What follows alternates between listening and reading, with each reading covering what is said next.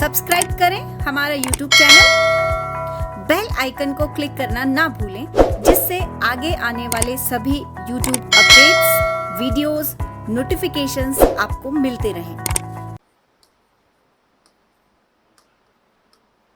Syllogism, न्याय वाक्य या इसको न्याय निगमन भी कहते हैं। ठीक है, आज इसकी बात करेंगे और बड़ा इंटरेस्टिंग है टॉपिक। और पिछले एग्जाम में हालांकि यहां से सवाल आया नहीं, लेकिन इस बार आने के पूरे चांस है ना। अब ये क्या है, पहले इसको समझिए। आपके लिए प्रश्न में कथन दिया जाएगा, कथन में आपको कुछ बात बताई जाएगी। कथन कम से कम दो तो होंगे, 3 हो सकते हैं, 4 हो सकते हैं। और उसके बाद आपको निष्कर्ष भी दिया जाएगा। कथन में जो बात कही गई है उसकी सत्यता से आपको कोई सरोकार नहीं रखना है। कैसे? मानो हमने कह दिया भाई कुछ लाल पीले है, तो आप कभी ये नहीं कह सकते भाई लाल पीले कैसे हो जाएंगे, लाल तो लाल ही रहेंगे। ठीक है, तो इसकी सत्यता से आपको कोई मतलब नहीं है। फिर आपको जो निष्कर्ष दिया गया है, बस आपको तो ये कहा जाता है कि जो कथन आपको दिया गया है इसके आधार पे आप बताइए कि कौन सा निष्कर्ष इसका अनुसरण करेगा या नहीं करेगा। बस इतना सा बताना, चेक करना है कि भाई अनुसरण करने का मतलब इससे ये निकलेगा या नहीं निकलेगा। बस इतना सा काम है। अब कौन सा निष्कर्ष निकलता है, कौन सा नहीं निकलता है, इसके लिए कुछ बातें हैं जो आपको आनी चाहिए। फिर आप चेक करके बता सकते हैं कि कौन सा निकलेगा, कौन सा नहीं निकलेगा, और उन्हीं बातों की परीक्षा ली जाती है। ठीक है, अब इसको चेक करने के लिए कि कौन सा अनुसरण करेगा, कौन सा नहीं करेगा, इसके लिए जो हम विधि अपनाते हैं वो विधि है वेन डायग्राम मेथड। यानी जो आपको कथन दिया गया है हम उसका वेन डायग्राम बनाते हैं और उसके बाद निष्कर्ष को उस पर अप्लाई करते हैं।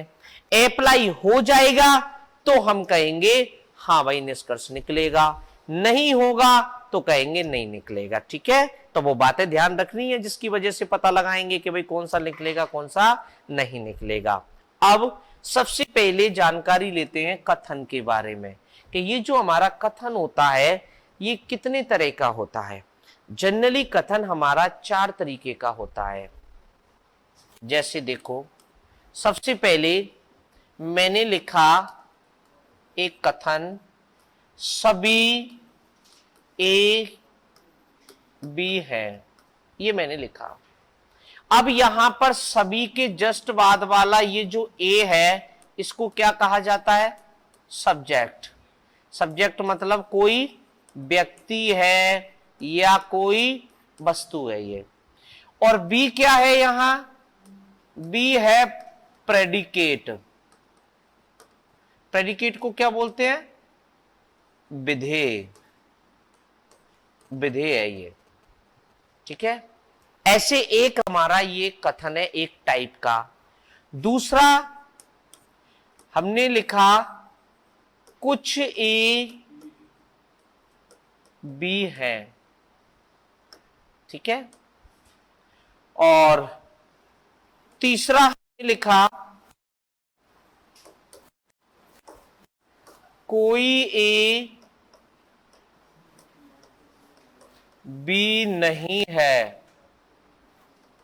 चौथा कुछ ए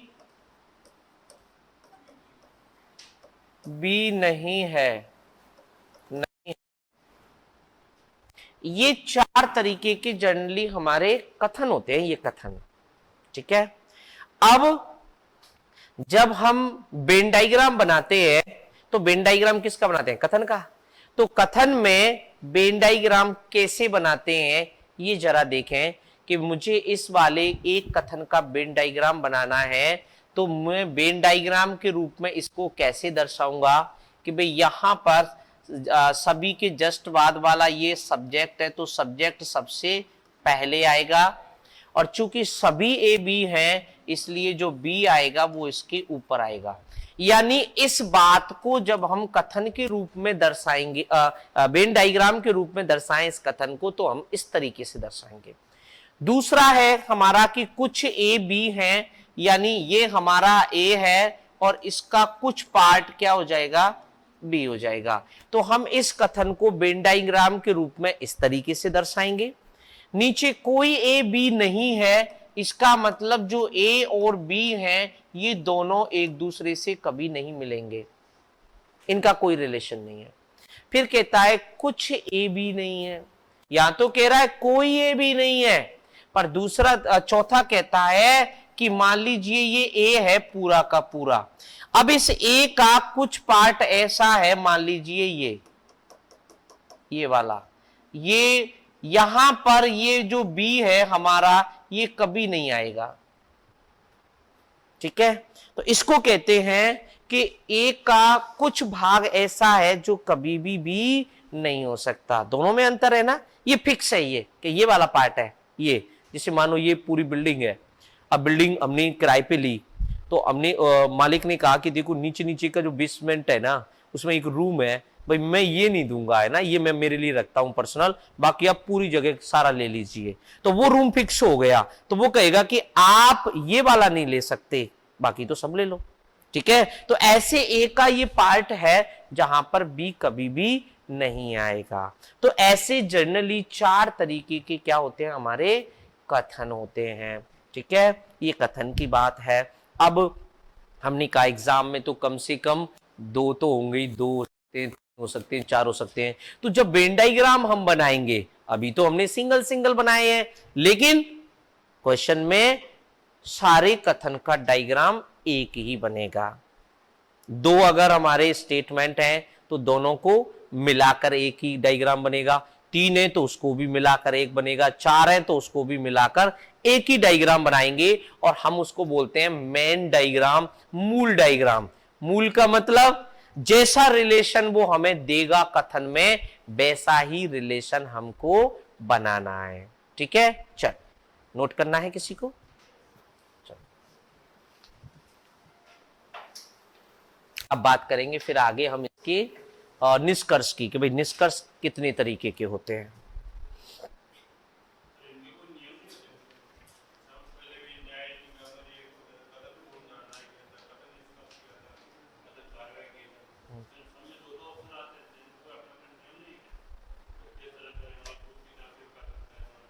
कौन से के,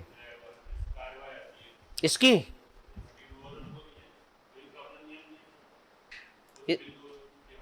बताए तो थे सारे,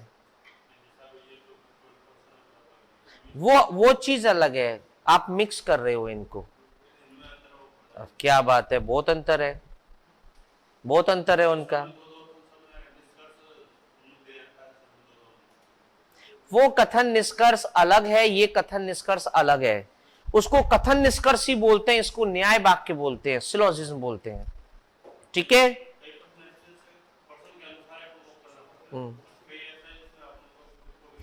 तो मैं आपने जब चारों हमने टॉपिक्स पढ़े थे ना, तो चारों की अलग अलग चीजें बताई थी ना, वो तो अलग हो गए, अब वो चीज अलग हो गई। अब इसके साथ मत करो, लेकिन इसकी अपनी कुछ अलग नियम है, वो बताएंगे ना, अभी इसके तो आएंगे अब, कि भाई इसमें क्या करते हैं हम, वो हम पढ़ेंगे अभी इसमें, ठीक है।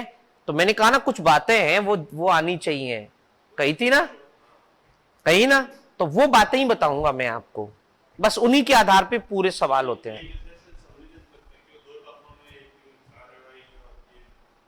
नहीं, आपको अलग अलग कैसे लगते हैं, है ही नहीं अलग अलग।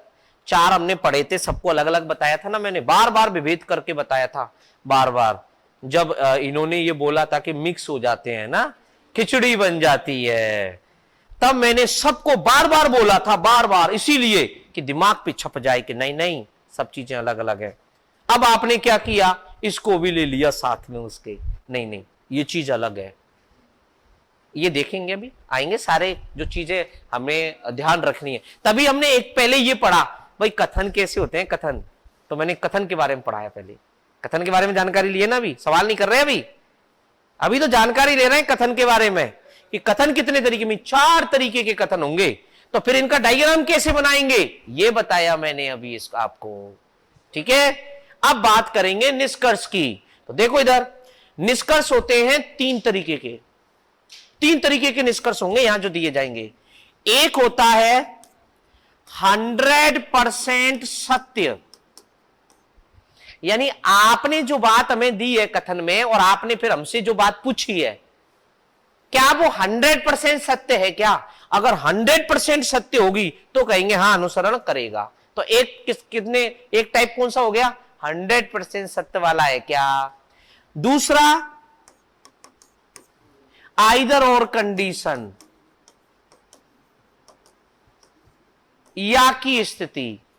ये क्या है कि भाई जो निष्कर्ष यहां पर 100% सत्य नहीं होंगे, मान लीजिए 2 निष्कर्ष हैं, वो 100% सत्य नहीं है, पर उनमें से एक सत्य अवश्य होगा, तो हम क्या कहेंगे? या तो ये वाली बात सही है या फिर ये वाली, भाई दोनों में से एक जरूर सत्य होगी। पर ये या वाली कंडीशन लगती कब है, उसके नियम हैं, वो पढ़ेंगे हम। तो हमारा एक टाइप क्या हो गया कि भाई जब 2 निष्कर्ष 100% सत्य नहीं है तो फिर हम ध्यान रखेंगे कि क्या उनमें या की स्थिति तो नहीं है। तो वो कौन से निष्कर्ष हो सकते हैं? या वाली स्थिति वाले हो सकते हैं। और तीसरा पॉसिबिलिटी, संभावना वाले। अब संभावना से मतलब कि जो निष्कर्ष 100% सत्य नहीं है, जाहिर सी बात है संभावना उसी की होगी। भाई मान लीजिए कोई आप में से पहले से पीएसआई यानी एसआई है, एक तो एसआई है, तो मैं उसके लिए कह सकता हूं कि ये एसआई हो सकता है, मुझको पता है ये है। पर जो दूसरा नहीं है उसके लिए कह सकता हूं ये एसआई बन सकता है। तो संभावना किसकी है? जो नहीं है, यानी जो बात 100% सत्य नहीं है, संभावना उसी की होती है। भाई जो सही हो गई उसकी काहे को संभावना होगी, जो हो गया, जो बन गया पीएसआई, उसकी संभावना थोड़ी होगी।